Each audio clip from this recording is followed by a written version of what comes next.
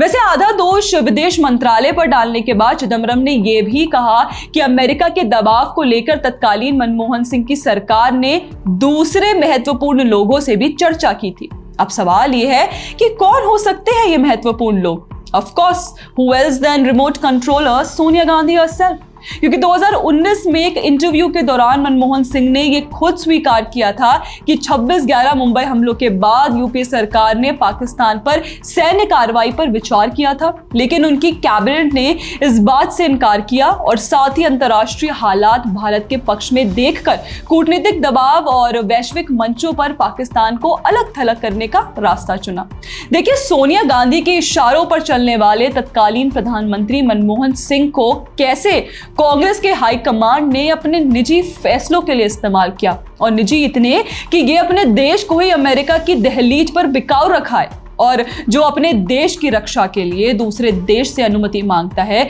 या उनकी राय लेते आया है, वो आज इतनी चौड़ में होकर किस मुंह से प्रधानमंत्री मोदी की सरकार पर तंज कस रहा है? और वो भी तब जब खुद प्रधानमंत्री ने देश के सामने ये स्पष्ट रूप से कहा कि उनकी अमेरिकी राष्ट्रपति डोनाल्ड ट्रंप से ऑपरेशन सिंदूर को लेकर पाकिस्तान के साथ हुई सीजफायर पर कोई चर्चा नहीं हुई, और भारत ने ना कभी किसी के दबाव में निर्णय लिया है और ना कभी आगे लेगा। लेकिन तब भी कांग्रेसी आईटी सेल के प्रमुख सुप्रिया सुनील, पवन खेड़ा, जयराम रमेश कैसे बेशर्मों की तरह भारत में अमेरिकी हस्तक्षेप को लेकर बेमतलब की टीआरपी बटोर रहे थे, बल्कि वास्तव में तो उनकी खुद की पार्टी ने हमेशा से भारत के अंदरूनी मामलों में अमेरिका और बाहरी ताकतों का सहारा लिया है, और साथ ही भारत के पाकिस्तान में बसे आतंकियों के खिलाफ ऑपरेशन पर उल्टा सवाल खड़े किए हैं, उसका प्रूफ मांगा है। चाहे वो 2016 का उरी हमला हो, 2019 के पुलवामा हमले, बालाकोट एयर स्ट्राइक या हाल ही में लॉन्च